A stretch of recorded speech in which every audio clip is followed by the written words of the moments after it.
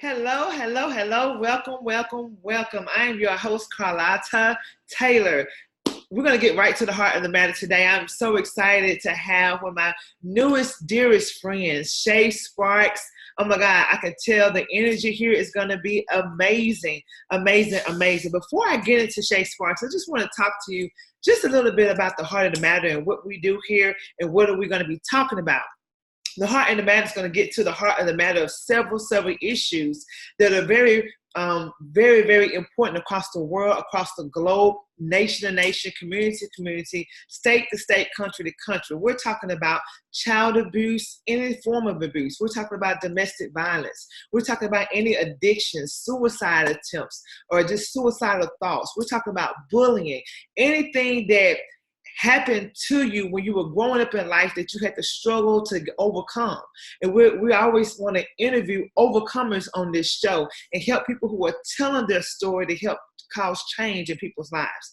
Another topic that's very dear to me is about adopting and fostering children who are born into these homes where they have no control over the life that they're born into or the care that they're going to receive. So here on the show, we're just going to talk about anything that can affect change, anything that can make a person go from being one way to get into their best life or helping them walk in their purpose and overcome the obstacles that have been set before them. And I am so excited to have Shay Sparks on the line. She's anywhere from, she said, Kansas City to Washington, D.C. I've had the opportunity to go to D.C. one time. I'm definitely going to have to go back so I can, spend more time with Shay. I had the awesome pleasure meeting her just a few weeks ago in Houston, Texas at the Author Spotlight Expo, and it was a phenomenal exposition. And it just really, being in communication with other authors who are out there doing their thing, and just meeting Shay, we just really connected immediately. So I'm really happy to have her on. Just a little bit about Shay, without further ado. She is energetic, inspiring, and fearless. She is a Chief Excitement Officer. And that right there really caught my attention. That's different. That's the first time I ever heard Chief Excitement Officer of Sparks Hope, Certified Fearless Living Coach, Empowerment Speaker, author of, let's get the book. Where's the book? Okay, here's the book right here. Author of How to Get Your Voice Back. This is going to be awesome. And she also has 6 steps to build up your confidence when negativity takes you down. Now, she's also the host of her podcast, The Power of Investing in People. Shay helps women transform their own traumatic mindsets from verbal abuse by guiding them through on how to connect with their loved ones. And someone who has been there, she said she's been there and done that, y'all. Y'all better listen to this. She has overcome abuse, okay, right? That's one of those topics, addiction.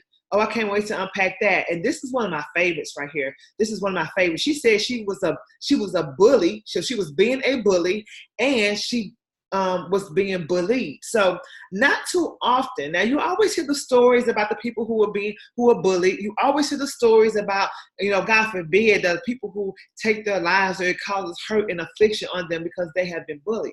But not too often do you get to look face to face with somebody who said, I was that bully, right? So I'm really excited about unpacking that today. Also, she's talking about anger issues, low self-esteem, depression.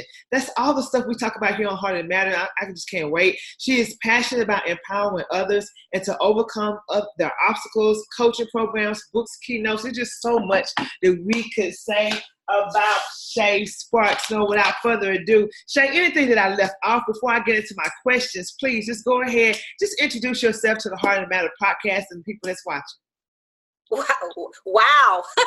I don't even know what else to say. It was so beautifully spoken, and it's such an honor to be here, Carlotta. And like you said, when we met, it was just an instant connection. We were kindred spirits from the moment we met.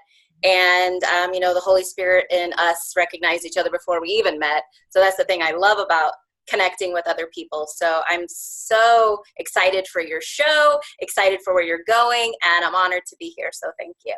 Yes. Thank you so much.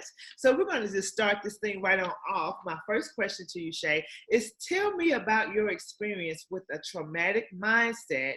Unpack that and lead into how you came to a place where you now help other women transform their mindset.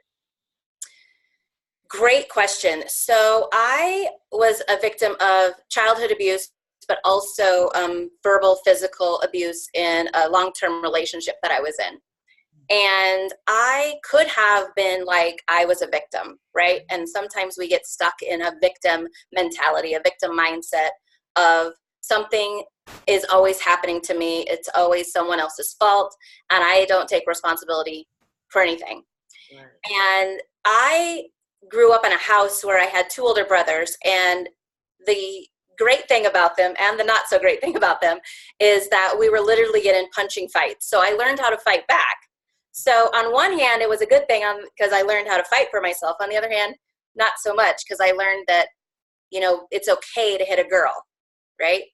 Yes. And unfortunately, that's the lesson I learned, and that was the relationship. One of the many reasons I was in the relationship I was in. However, on the positive side, I learned how to fight back. So I didn't just stay silent. I learned how, I did not ever look at myself as a victim. I knew that once I got out of it, I had to create a different life than the one I had been living. And so at some point, I used to pray for him and fix him and help him. And then life somehow shifted, and I then started to pray for me. And once you start praying for yourself and asking, what is my next step? What am I supposed to do? Am I supposed to stay here? How am I supposed to heal? Those types of things, I think it really transforms your brain to stop thinking about it's someone else's fault, and it allows you to take responsibility of, okay, what could I do next? So the great thing that I get to do, because it really is something that I get to do, I am honored to do, is women show up in my life, literally show up, whether it's a coaching client or it's at an event that I'm speaking with, or it's just someone at the grocery store. I just happen to say, hi, how are you? And next thing you know, we're talking. Women show up and they start telling me their story. And even actually, it was a man too, just on the plane 2 days ago. I was talking to this man sitting next to me on the airplane. He was verbally abused by his ex-girlfriend. And when you look at it from, it's their fault, how could they do that, to, okay, what did I do and what can I do differently? Well, what you can do differently is set a boundary that you will not accept something like that from someone. Awesome.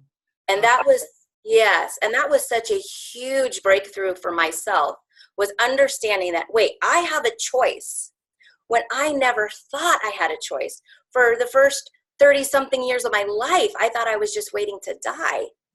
And then I realized, no, I have a choice. I have a choice to move forward in a way that benefits me, that does not have to be involved with him.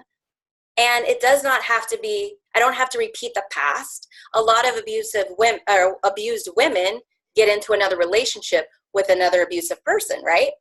And I was like, I don't have to make that choice. I want to peel away the layers of the onion of who I am, heal, help others heal, and make new choices. That was a phenomenal answer. That's why I have you on. What I really loved about what you said was the part about getting yourself, straight, working on self-love, self-alignment, making sure that you deal with yourself. And therefore, once you realize that, you're worthy of love, you're worthy of being treated properly, you don't have to worry about, because you choose those bad apples. And so just speaking with myself being, I've experienced domestic violence in 2 relationships, but it was not an ongoing event. It was an isolated event. Thank God that I had enough, even though my self-love was like very, very low. Thank God I had enough to know, hey, this does not need to happen again, and I'm getting out. So congrats to you for getting out of that situation and just waking up. And also not only that, but sharing your story with the world and helping other women know that they are worthy of self-love. And all they have to do is get to that rightful place, and they'll know that they don't need to accept that, because like you said, it is their choice. My second question is going to be about being a bully, because that stuck out to me because I was bullied when I was younger. I know you know my story, but I'm going and being transferred around all the time and not having enough clothes to whereby Monday is the new day of school, the first day. Tuesday is the second day. By the third day, I was already swapping out clothes from what I had, and I was living like that for the rest of the school year. So I got talked about a lot. I was bullied. People made songs about me. So this really stood out to me, especially when you said you was a bully, and then you also got bullied. So I can't wait to hear you talk about that, and just explain that for me, unpack that. Well, I'm so sorry that you've been through what you've been through. And as we both know, hurt people have a tendency to hurt other people. And so, like I said, with my brothers, I mean, we've grown and as adults really loved on each other and healed and forgiveness and everything else. But at the time, I didn't realize it, that I was hurting inside. I was really felt like I was lost. I felt like I was sheltered in a way that I didn't know other people weren't. Like, I thought that's how you treated everybody because that's all I knew, right? If all you know is all you know, there's a lot that you don't know, right? Yes. So I thought that that's how people treated each other. So I was bullied first. That's normally what happens, but it's kind of that chicken or the egg, which comes first. And I remember sitting on the bus and I couldn't tell you how old I was, maybe middle school age, 6th to 8th grade. And I remember sitting in a seat next to a boy, and I would either slam him up against the bus window or just sitting with him, making him cry. And that gave me some sort of power because I didn't have any power as a kid. I felt like my power had been taken away from me. And now looking back, I can really see that that's the progression of our society. Hurt people hurt people. So people who are out there absolutely hurting someone else in a crime or abusive relationship, or literally, holding a gun to people's heads, they are somehow hurt in their life. And at some point, again, it goes back to that responsibility. You have a choice to heal from that and to make sure that doesn't affect your decisions going forward. So when I figured that out, I was probably maybe a sophomore, junior in high school. However, at that same time, I was then so wrapped up in myself, I was drinking every day. So I turned from hurting another person to hurting myself even more. Right, hold on, pause right there, because now you're leaking over. And look, our connection is so strong, you wouldn't even know this. Because listen, to my listeners, to my people who are watching or who will be watching the Heart of the Matter podcast, listen, Shay has no idea what the questions were going to be. We did not rehearse this. I did not show her my questions. As a matter of fact, this is just straight up, just, hey, impromptu. So at the end of the day, Shay, once again, our connections are getting ahead of ourselves. My next question, because you're starting to go into that, so let me go on and break it out right now. My next question was, let's talk about the abuse and the addictions and how you overcame them. But you was already starting to tap into that. So if you would, just kind of expound on those two things right there for me. Sure. I started drinking actually at 11. And I had then about a few months later broke my knee. And that pain caused so much depression. And the painkillers didn't work. So my mom just said, stop taking them. And so I had literally so much physical pain in my knee and isolation because I couldn't go to school. I couldn't walk. The crutches had worn blisters underneath my armpits, where you put the crutches. It was just miserable. And it was winter. So it's cold, it's awful. And it's that defining moment of your life where social activities in middle school is very important, right? And so I was isolated for about 6 weeks. And I was so depressed. I was suicidal. And I was just kind of waiting to die. But again, I was in so much physical pain. It was just hurting so bad. So about 2 years later is when I started, drinking on weekends. And by the time I was 15, I was drinking every day. And yes, every day. And then at 16 is when I got a DUI. And I will never forget, I had kind of been toying around in my head of, what does being humble mean? What does that look like? And the morning after my DUI, I'm laying in bed and I don't even open my eyes yet. I just go, okay, God, I get it. Being humble is being humiliated enough to give it over to you. Mm. So I'm giving it over to you. I've screwed my life up so much this far. It's yours now. It's what do you want to do with it? Mm-hmm. Now I will tell you that doesn't mean that everything's perfect. It is still the process. It is still ongoing, and it's still ongoing. I mean, I now am just very conscious about what I pray for and what I'm asking for, where at the time I was just like kind of talking out the side of my face, so to speak, just saying, hey, I'm done with this. I didn't actually quit drinking until I was 24. However, when I was 16 and in trouble, I had to go through counseling and AA, and I was on probation, community service, all this stuff. And I did it in a short amount of time because I would hope that my license would be reinstated sooner, and the judge would lessen my, what do you want to call it? Consequence. Punishment. Well, it just so happened that I got all this stuff done in a short amount of time. My dad left in that amount of time. My grandmother, who was my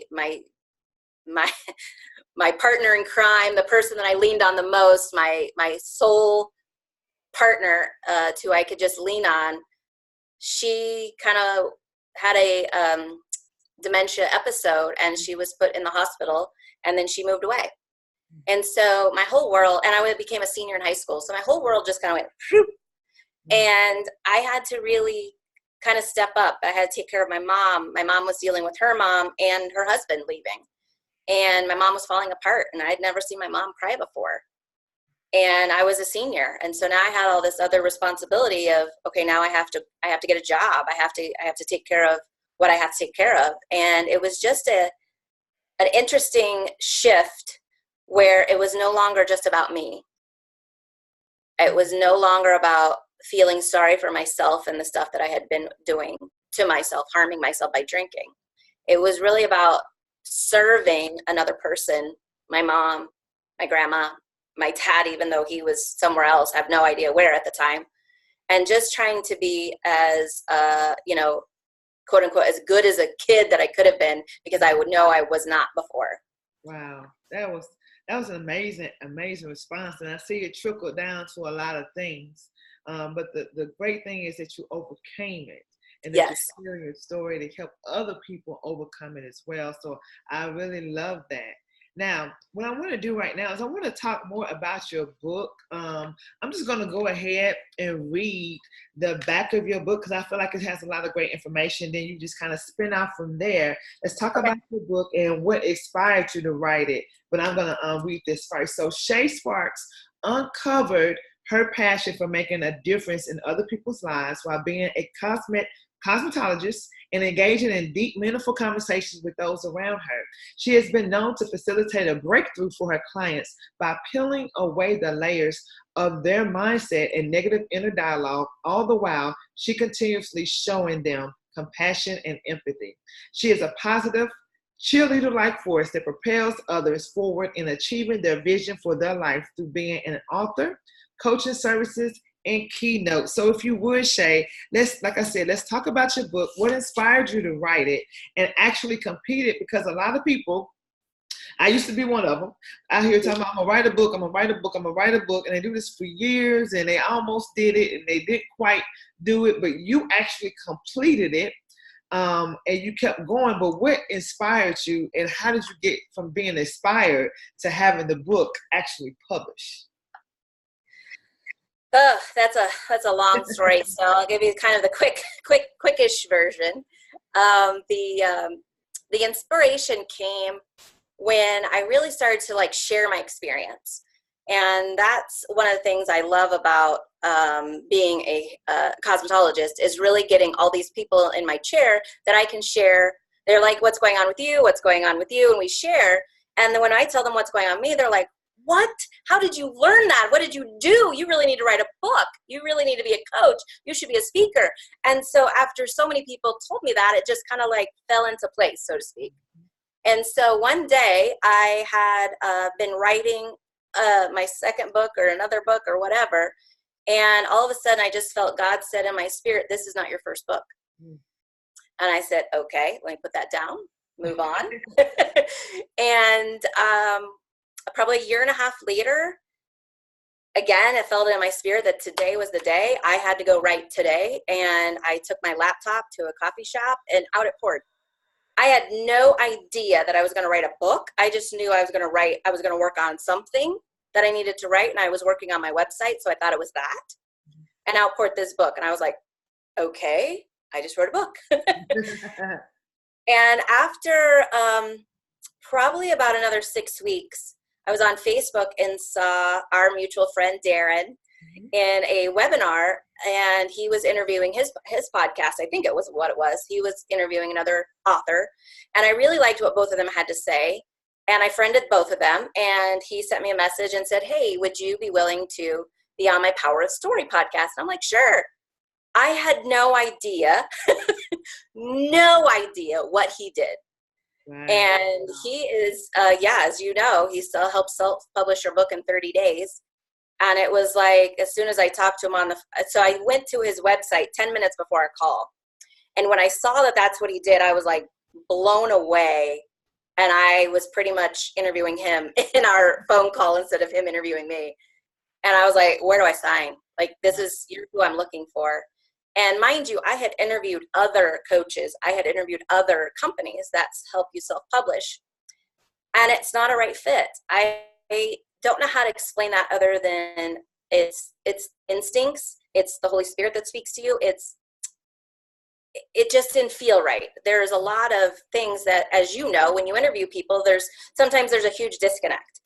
And what I really liked about Darren is that he is, he's one person, like we are. Our businesses are one person. Right. And so my whole, that whole business, well, all of my business, my hairstyling business too, is all about collaboration, not about competition. It's all about collaboration. And I really felt like he was about collaboration, where the other ones were more about competition. And so as soon as I got that feeling inside that this is it, I was like, let's sign up, let's do it. And as they say, the rest is history. Hey, outstanding. I have so many things to say to piggyback off of that. One, Darren and Stephanie Palmer, they are both amazing couple. And it was actually, so you connected with Darren. I actually connected with Stephanie first. Gotcha. And I was just led, and I know by the grace of God, I was led to respond to something she had posted, something about, I needed an editor, but she didn't respond until like several months later. My book was already published by this time. Oh. And so we just stayed in communication, and next thing you know, she kind of introduced me to her husband, and by way of Stephanie, I, came in contact with Darren. And if it wasn't for Darren and Stephanie, we wouldn't even know each other. Right, right. It's just like you said, it's a collaboration, everybody working together, and you can tell. And what I love about Darren especially is that he wants you to win. And he gives you tools and nuggets. So if you're listening and you're inspired and you want to write your book and you want to, know what your next steps are, Darren Palmer, just look him up, Darren Palmer, Palmer. Definitely look him up and let him know that Shay and Carlotta sent you all, because you're going to get what you need and way, way, much, much more. Yeah. So that's just a little nugget, side nugget. And also, I love what you said about your book. You went from, the main thing is just being in alignment with God and listening to God's voice. Yes. That is really the ultimate goal, because nobody would be here, and this is just me talking, these are my beliefs, and I'm not trying to impose anything on anyone else, but you wouldn't even be alive if it wasn't for the Spirit of God inside of you. And so when we listen to that voice that guides us and leads us every day, it's like you can't go wrong. You just got to be obedient. And the fact is, Shay, that you were first obedient to God and actually has a manuscript, right? And then you were walking in that, and along the way, God had it already set up for you to run into who you need to run into to get you where you needed to be next. So it's just amazing. I really love that. And I just want to know, because I'm really big on forgiveness, because if you know my story, just check it out later. But forgiveness played a lot in my role as to soaring high, because you can't soar high like an eagle with a lot of baggage and weight and stuff holding you down. So before we wrap it up, I just want to know, was forgiveness a factor anywhere in your success? Huge, huge, huge. So let me talk about the anger issues for a moment, because this is a great tip for anybody who has some beef with someone else, basically, is what I did. So I realized I was angry. And then I went, okay, so what am I going to do with this anger? And again, with that salon setup, I'm talking to lots of people all day long. And a lot of women had no idea how to express anger, had no idea how to get rid of anger. And I was like, okay, well, I have to figure this out, because it is literally eating me up inside. I can feel it. I was in an excruciating amount of pain throughout my body, so I know it wasn't helping me. So I was driving down the road one day, and I just turned on the radio, and the radio was on a gospel station, and it was a preacher giving a sermon. And the first things out of his mouth said, "Do you have a list of the people that you are angry at?" And I thought, no, that's what I need. I need a list. And so I grab a pen out of my console and a fast food napkin, and I unfold it, however it's folded 16 times or whatever. And I'm literally writing, as I'm driving down the road, writing all these names. And I filled the whole thing, front and back. Wow. Wow. Yeah. And I didn't realize that I had been holding a grudge for the littlest things that I was upset with someone for. Mm. And so I knew that at some point I would do something with this list. It wasn't today. So some time later, I picked a day, and I just took every single person, and I wrote them a note that basically said, this is what I really want to tell you. Cuss words and all, like, get it all out, right? Get it all out. And then I said, will you forgive me? And then I asked God, will you forgive me? And I did that to every single person. And as soon as the whole list was gone, the anger disappeared. Wow. I feel a relief just right now, just listening to that. I feel like that's so, so, so powerful. And just everybody has to do their own thing. But what you did right there, just laying it out plain, that's what you need to do to release. And it just helps you. It frees you up. It frees you. Shay Sparks, And so I just feel like that is so remarkable. If you would, just let the audience know, let the listeners know, and the viewers, let them know where they can find your book and how they can contact you on your, your social media, your pages and things like that. Awesome. Thank you. And I just want to say about the anger, once I released that anger, the pain in my body disappeared too. Yeah. Major. Yes, major. So you can find me on Facebook at Shay Sparks. That's SHASPARKS. You can find me on Instagram at I am Shay Sparks.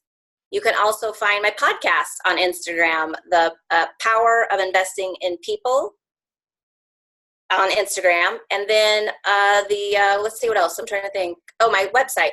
I have a speaking website that is shaysparks.com. And my coaching website is sparksofhope.co. Not com, it's .co. Wow. Well, that's amazing, viewers. I hope you listened and heard that. Please look her up. You cannot go wrong. Reach out to her. Build a relationship with Shay. She is a remarkable person to get to know. Also, last but not least, Shay, is there anything else that you would like the people to know about Shay Sparks? Any last defining moments or anything you want to say? Yes. So the Chief Excitement Officer is really about playing small in my life and not allowing me to have fun.